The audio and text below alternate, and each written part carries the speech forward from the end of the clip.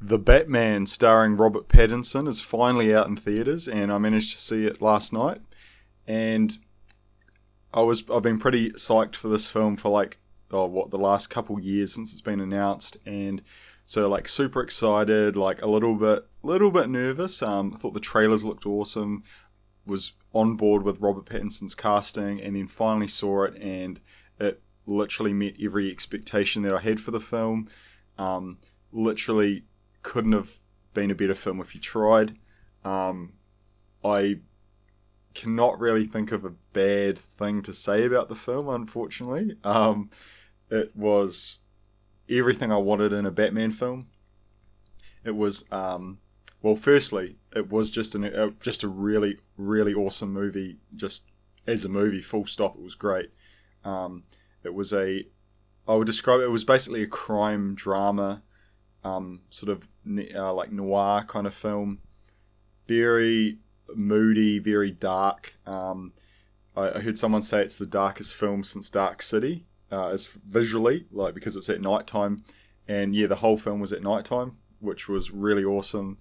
We'll start with Robert Pattinson first. So the Batsuit looked like when I remember when it was first announced, I saw the Batsuit. There was that teaser footage, and I was kind of like, the cowl looked a little bit weird. I was a little bit unsure of it, but then going into this film, watching the trailers, going into this film, it was just perfect. It was so different from any other live action Batsuit that we've seen. I love the he sort of got a collar on his cape. It just looks great. It's armor plated, but not unlike the Dark Knight kind of look. It's just very much its own thing. It looks very realistic, but not in a so realistic it's unfun kind of way. Realistic in a that looks cool kind of way. One thing I really liked with him was that he had. There's going to be a few spoilers in here, so maybe go watch the film first and then come back and watch this. But they did this really cool thing where whenever he walks anywhere, it's he's really he's almost like RoboCop when he walks. You really hear his footsteps. He's quite intimidating. I found it quite refreshing, this version. He doesn't hide in the shadows necessarily. He just kind of goes straight into the middle of the bad guys and beats the shit out of them, which I thought was really kind of a fresh take on it. He fights realistically. He doesn't. The one thing with the I'm not bagging on the Dark Knight films. I think they're incredible movies, but the Batman's fight scenes were fucking awful in those.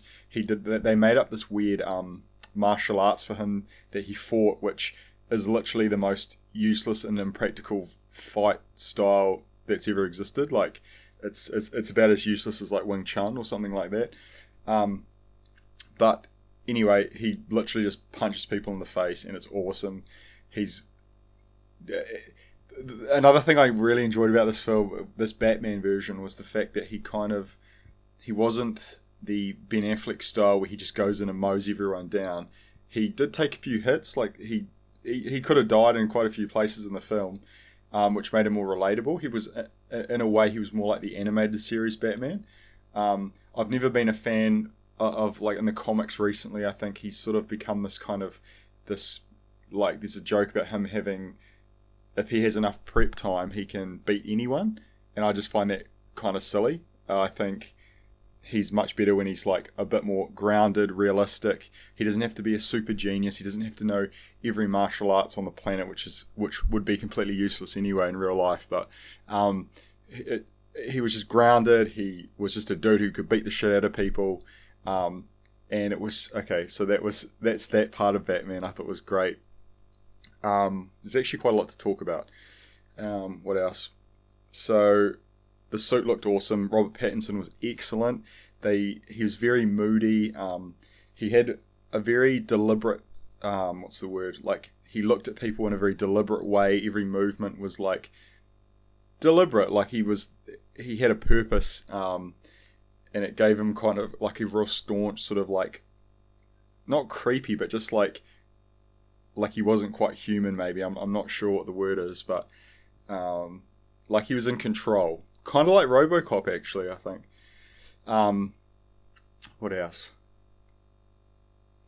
So this version of the Batman is very much, he's a detective, which Batman is a detective. We haven't really seen that too much.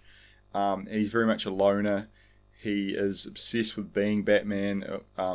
So one thing I really loved about this film, and there might be some people who didn't like this, but I'm glad. Probably 90% of the film, he is Batman. He's got the suit on. He's out doing his thing. He's not really Bruce Wayne too often, and when he is, it's only to get him to become Batman again. So it's actually, I really love that. I thought that was quite a unique take. I feel like I'm not bagging on these films, but The Dark Knight often focused a lot on Bruce Wayne, which nothing wrong with that, but I prefer to see Batman in my Batman films.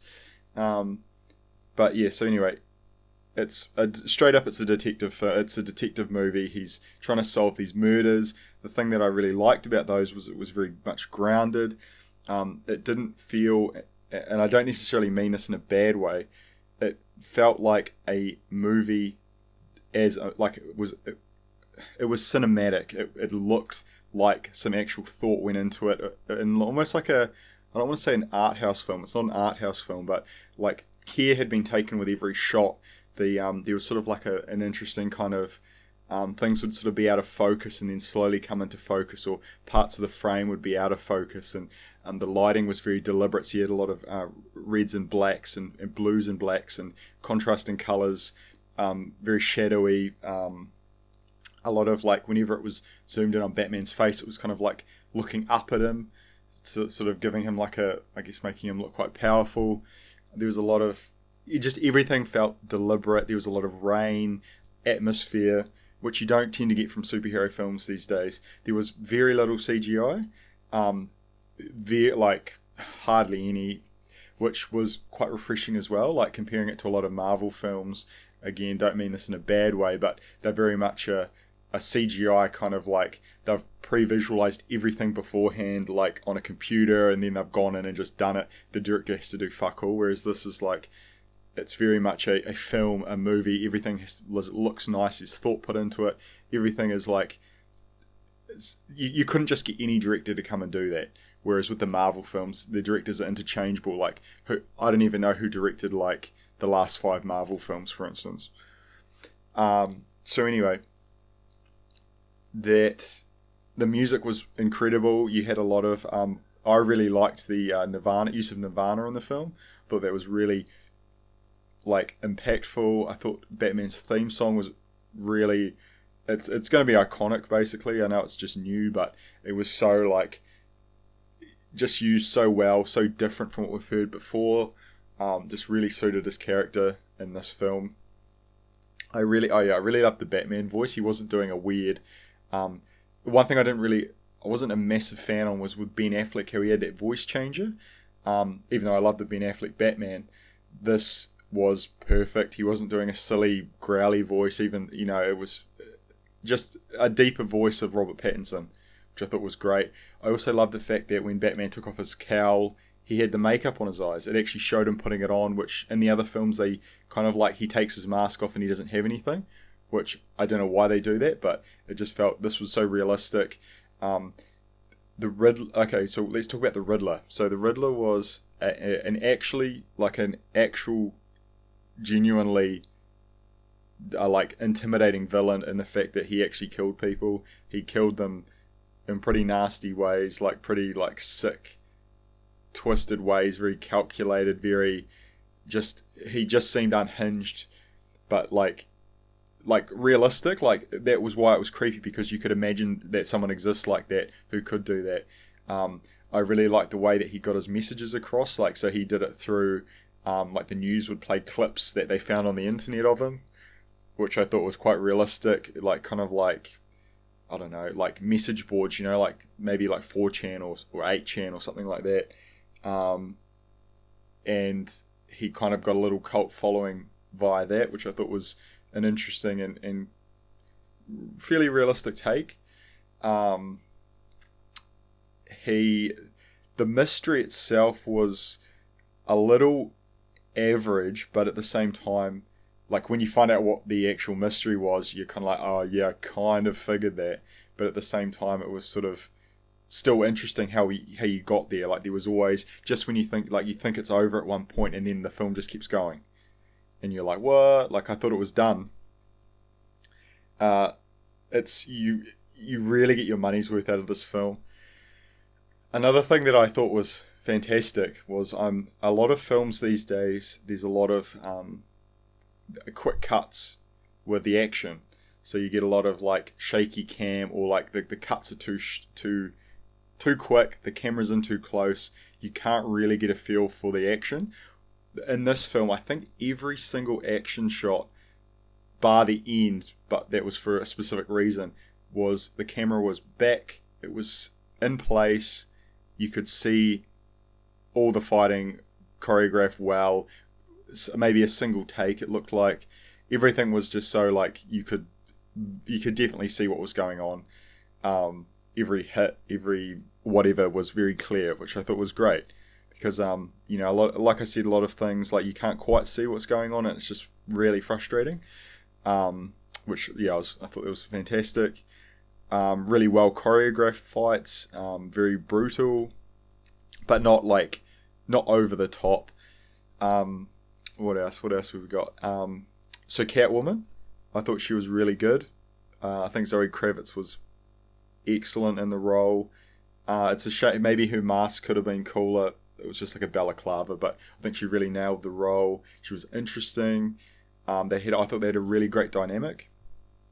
Another thing I thought was good about her was that in a lot of films these days, tiny characters who are good at fighting will somehow beat dudes that are like twice their size, and like that's just super unrealistic. And in this film they didn't do that, so she just gets pinned down by guys who Batman just pins her down because he's bigger. That's just sort of how it works. I thought that was good, but she was still cool. She got some cool action scenes. She was pretty what's the word, she had her own agenda and stuff, and it was quite interesting how they mixed that together with Batman. What else? Commissioner Gordon was right. I don't think he's Commissioner Gordon in this. He was like Officer Gordon or whatever, Detective Gordon. Really great. Batman and Gordon had like a kind of partnership going on. Like they had a lot of scenes together. They'd go to crime scenes together. It was all quite actually really well done. I thought he was great. I thought he was great in Westworld. I forgot the actor's name. Sorry, but fantastic actor. Really good. Jeffrey Morgan or something like that. Jeffrey Morgan? I can't remember. Anyway, great guy. Great actor. Who else do we have? Oh, yes, the Penguin. So Colin Farrell was... Oh, I mean, you didn't even know it was Colin Farrell. He was like just great. The Penguin, funny, interesting design. Like it was very much a grounded take on the Penguin. I really liked it. No complaints. Like just full of personality, which was really good compared to Batman was like quite like standoffish and like staunch, and putting him with the Penguin, they had a good dynamic when they were talking. I thought it was great. The Iceberg Lounge looked like a pretty crazy club as well, like massive, and there's a really cool scene with that. I won't spoil anything too much, but needless to say, Batman has to go in and talk to the Penguin. Andy Serkis was excellent as Alfred. He's not in the film much. He's in maybe 3 or 4 scenes. Can't wait for the sequel, so he's in it more, hopefully. But super underutilized, but like an excellent choice. I think he plays like an ex-war veteran or something, but just really good. The Batmobile was way cooler than I thought it was going to be. Like when it shows up, just like the audio in the cinema was like it was like reverberating your body because it was so loud and like bassy, and it just like that car chase was so good because it was so as grounded as it could be. Like there were some like over the top bits, but it was still airing towards a more grounded take on a car chase, while still being like a Batman car chase. You know what I mean? Just really cool. You see how kind of reckless Batman is in this. you see a bit in the trailer, but it's so good. Like, it's actually a legitimate car chase. And again, I think that the sort of the take home message from this rant video is the fact that the film is very much it's cinema. It's a well thought out, well crafted movie going experience, not just a revenue stream for a large corporation, even though it is a revenue stream, but like, it doesn't feel like that. It just feels like there's no setting up various plot lines for other spin-offs. It's just, this is the movie, enjoy it. There's every character goes through an arc, it has an ending. Yes, it's going to continue, but it doesn't waste time introducing dumb characters that you're going to see in later films, which I'm so sick of. There's no after credits scene, which is great. I hate after credits scenes. People think they're great. All they are is advertisements for the next movie. It's so shameless in my opinion. This was just a great movie, and I can't wait to see it again. A lot of people online have been talking about the weak third act of the film. Now, I don't think there was a weak third act. I think when you think the film's going to end, it doesn't, and then it keeps going, and maybe in that respect you might say it's weak because it kind of feels like it wraps up, but then you've got more film. And yeah, the ending is kind of like, it doesn't really like end on like a super high note, but I feel like it ends in just a really satisfying full way. Like, you've kind of got a great story there. It's like full. It's almost like watching a TV series. It feels like maybe like 6 episodes of like some big cinematic high budget. I don't know. It just feels awesome. What else?